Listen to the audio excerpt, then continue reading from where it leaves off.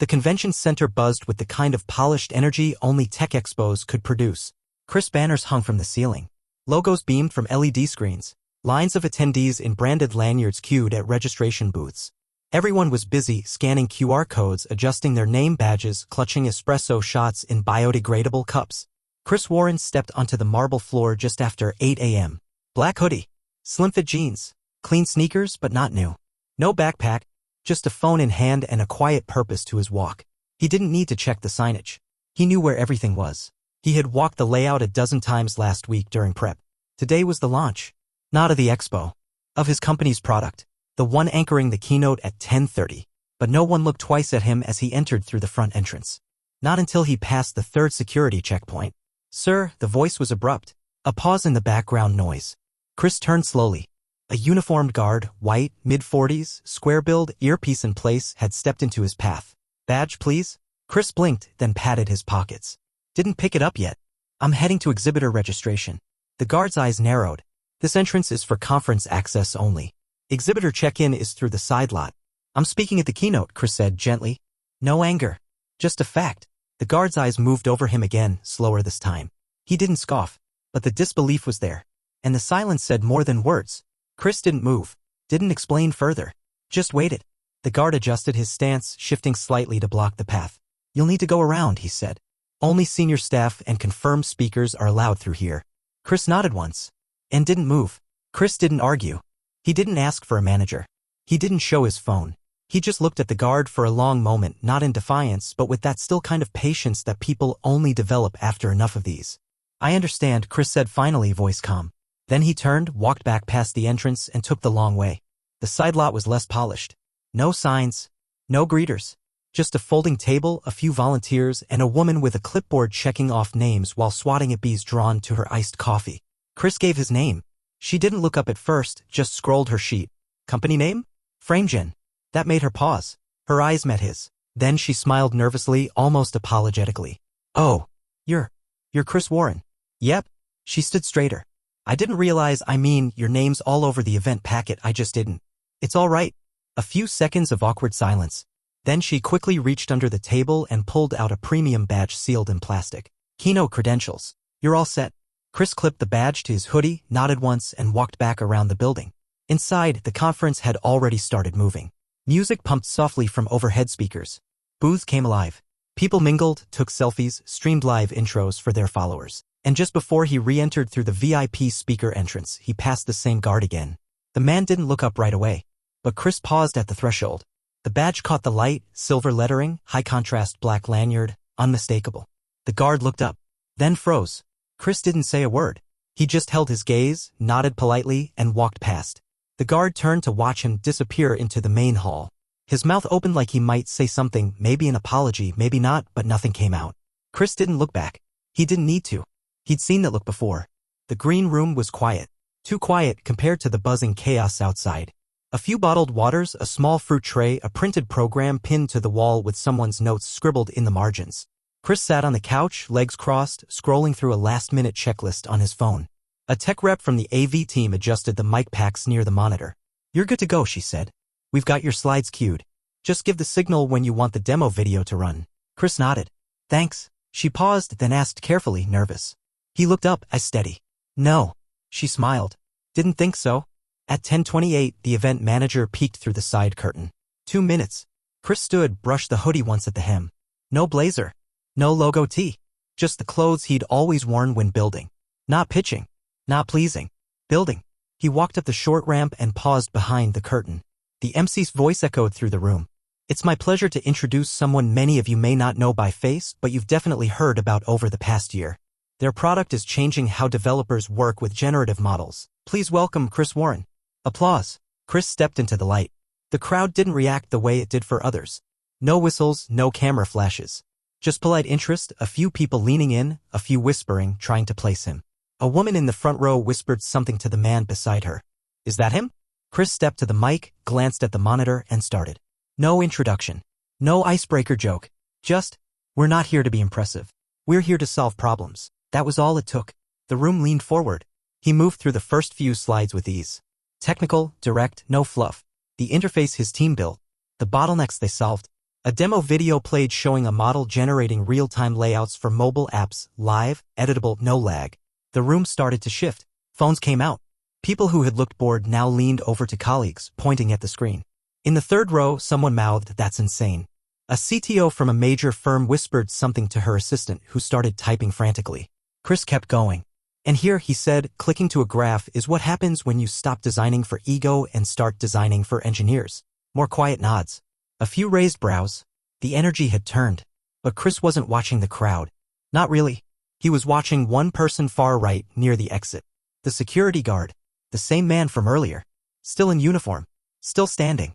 But now a step inside the hall, arms folded tight across his chest. Watching. Chris didn't pause. He didn't acknowledge him. He clicked to the final slide.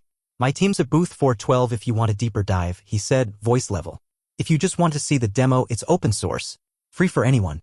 Including the folks who didn't think they belonged here." He didn't smile. Didn't wink. Just let the words land. Then stepped away from the mic. Applause started. Slow at first, then stronger. Someone stood. Then others followed. And in the back corner, the security guard remained still.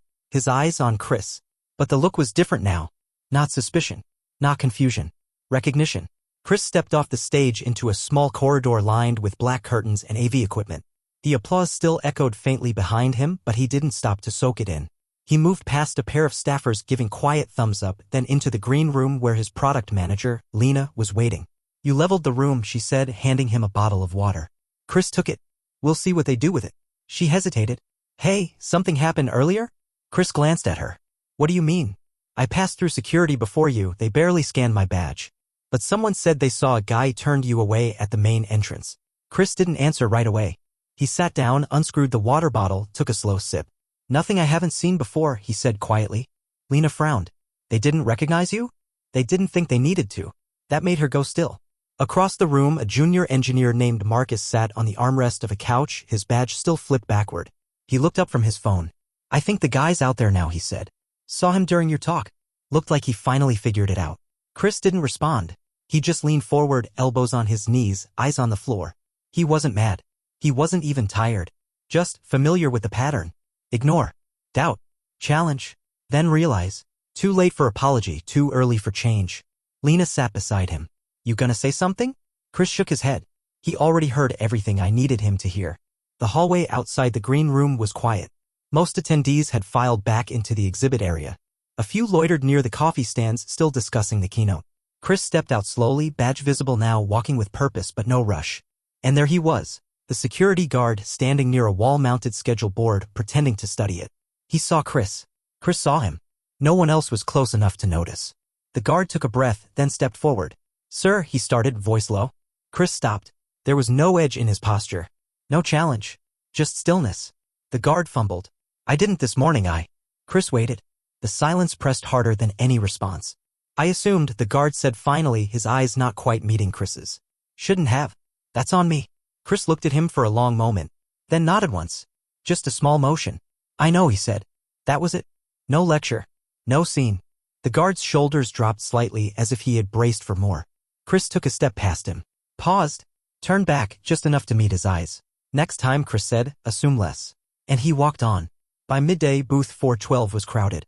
Developers clustered around monitors. Investors lingered at the edge, trying to look casual while eavesdropping. Chris stood at the corner, half in the shadows, letting Lena and Marcus handle most of the questions. He preferred watching. Not just the demos, but how people reacted to them. Which features they leaned in for. What made them frown or nod or whisper to the person next to them. 2 college students stood nearby, wide-eyed. "Is he the founder?" one asked the other. Chris heard it. Didn't answer. Marcus did. "Yeah. That's Chris Warren." The students looked again. Their eyes shifted. Not in awe. In disbelief. "He doesn't look like," the first one started, then caught himself. Chris turned toward them. Didn't smile. Just said, "What should I look like?" The student flushed. "I didn't mean sorry, I just thought." "You're not the first," Chris said. Then he stepped back into the booth, letting the conversation move on without him. He didn't need the apology. What he wanted, what he always wanted, was for people to hear themselves. And maybe, just maybe, start questioning the scripts in their heads. Around 3 p.m., the flow of visitors began to slow. A few people lingered at the booth, flipping through brochures or asking for demo links. Most had already moved on to the networking lounges or panels. Chris stood at the back, arms folded, quietly watching the floor empty out. Then he noticed her. Mid-30s. Business casual. Tablet clutched to her chest. She stood just outside the booth, hesitating. Chris gave a small nod, not an invitation, just a sign he'd seen her. She stepped closer. "Hi," she said, voice soft. I saw your talk earlier." Chris nodded once. "Thanks for coming." She hesitated again. "I just wanted to say I'm sorry." He raised an eyebrow. "I was at registration this morning," she continued. "When that guard stopped you." I didn't say anything. I just watched." Chris said nothing. She went on, voice tightening. "I knew who you were. I recognized your face from the brochure. And I still didn't say anything." The silence felt heavy now. Chris spoke carefully. "You don't owe me an apology for what he did." "I know. But I do for what I didn't do." She looked down. Chris studied her for a moment. Not judging. Just thinking. "I've been in your position," he said. "Watching. Not speaking." She looked up. "Next time," Chris added, "don't be the quiet one." She nodded, eyes glassy. "I won't be." He believed her. Not because she said it, but because of how hard it was for her to say anything at all. Later that afternoon, Chris stepped away from the booth. He needed air. Not outside, just space. He found a bench near the expo's quieter lounge area. Dim lights, softer music, fewer people. A place made for reflection or pretending to work while watching others. He sat down. Not long after, a man in his late 50s approached. Trim beard. Nice watch. Company badge that read board advisor with a name Chris vaguely recognized. "Mind if I sit?" the man asked. Chris gestured to the open space. "Go ahead." The man sat. Took a second. Then spoke. "I saw what happened this morning. At security." Chris didn't look surprised. "A lot of people did." The man nodded. "Yeah, but you handled it better than I would have." Chris glanced over. "You don't know that." "No, I do," the man said a little too quickly. "See, I've got a temper. And if that had been me." Chris cut in, quiet but firm. "If it had been you, it wouldn't have happened." The man paused. That hung in the air longer than the silence that followed. "You're probably right," he said slowly. "Doesn't make it any better." Chris turned toward him. "It makes it quieter. Easier to ignore. That's why it keeps happening." The man exhaled. "I'll talk to the event organizers." Chris nodded. "Not for me." "I know." They sat for a while without speaking. Two men in different suits, different paths. Same realization settling between them. By evening, the floor was clearing. Booths were folding up banners. Staff were stacking chairs. The buzz that filled the building all day had thinned into a quiet murmur. Chris stood alone near the main entrance. He wasn't waiting for anyone. Just watching. People passed him without noticing. Some with bags of swag, others deep in conversation about funding rounds or partnerships. Then a volunteer, a young black woman with tight curls and tired eyes, approached him slowly. She didn't say, "I loved your talk," or "Can I get a selfie," like some had earlier. She just handed him a folded piece of paper. Chris looked at her. "Somebody asked me to give you that," she said. Didn't say their name. Chris unfolded it. The handwriting was neat. Careful. It read, "You changed the way I think. I didn't know I needed that. Thank you." No signature. No flourish. Just words. Chris read it once. Then folded it again, slower this time, and slipped it into his pocket like something that mattered. Chris exited the building as the sun dipped low, casting long shadows across the sidewalk. The rideshare pickup zone was nearly empty. A few late stragglers scrolled their phones, waiting for black cars with tinted windows. Chris stood alone, hoodie still on, badge tucked away in his pocket now. A silver sedan pulled up. The driver, a young guy with music playing low, glanced at him through the passenger window and hesitated. Then tapped the brake, rolled the window down. "You Chris?" Chris nodded.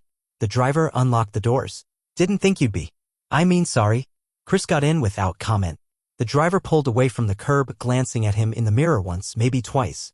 "You were the guy who spoke this morning, right?" Chris looked up. "Yeah." The driver nodded slowly. "My brother sent me the livestream. Said you made people look stupid without raising your voice." Chris almost smiled. "I just said what needed to be said."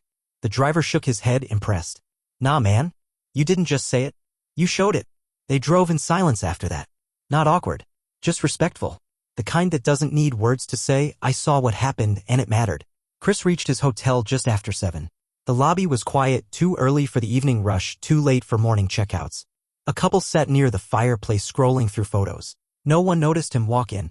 He didn't stop at the bar. Didn't check messages. Just rode the elevator up to his floor, let himself into the room and stood there in the stillness. His badge lay on the desk where he'd left it that morning. Event branded, shiny, now slightly bent at the corners. He picked it up, turned it over once in his hand, then set it down. Then he pulled the folded note from his pocket. Read it again. Not for validation. For grounding. Because that's what he built for, not applause, not headlines, but moments like that. Moments where someone, somewhere, rewired how they saw the world. Chris sat on the edge of the bed, elbows on his knees. And for the first time all day, he let the quiet fully in. Not because he was worn out. Because this part, the silence after impact, always came with a different kind of weight. The hotel room light was low, one lamp by the desk casting a soft glow. Chris opened his laptop. Not to check performance metrics or investor emails. He opened his inbox because there was something he needed to write, not for publicity, not for reaction. Just a simple message. He found the event organizer's contact in his recent emails and clicked reply. Typed slowly. Subject, feedback on today's event. Hi Jenna. Thanks again for putting together a well-run conference. The team did a solid job.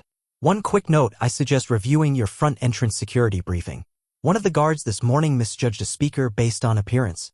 I know that may not seem urgent compared to logistics or vendor contracts, but it matters. Not just for me. For whoever comes next. I'm not requesting action. Just awareness. Best, Chris. He read it over once. Then hit send. It wasn't angry. It wasn't dramatic.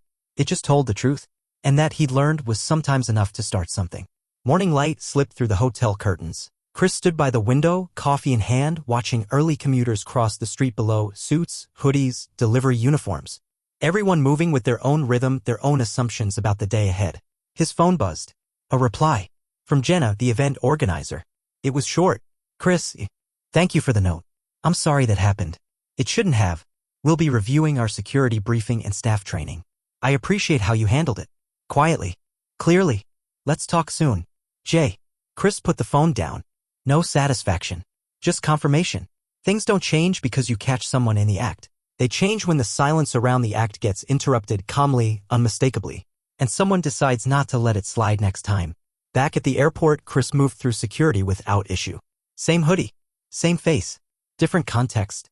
The gate was full, conference badges still dangling from necks, people still debriefing in low voices, already halfway back to their old lives. A few recognized him. Nods. Quick glances. One or two hesitant smiles. He didn't see conversation. Just found his seat near the window. Boarding started. As he stood to join the line, a young black man, maybe early 20s, maybe a student, tapped his arm. You're Chris Warren, right? Chris nodded. The kid hesitated. Then, saw your talk. Just wanted to say. I didn't know someone like us could be up there. Chris looked at him steady.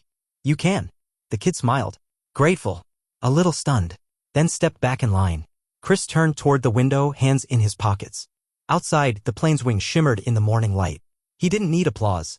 He didn't need the final word. Because sometimes, the real impact isn't what happens during the keynote, it's what someone carries with them after. And the silence that used to mean you don't belong here now meant something else. You changed something. And it's already starting to echo.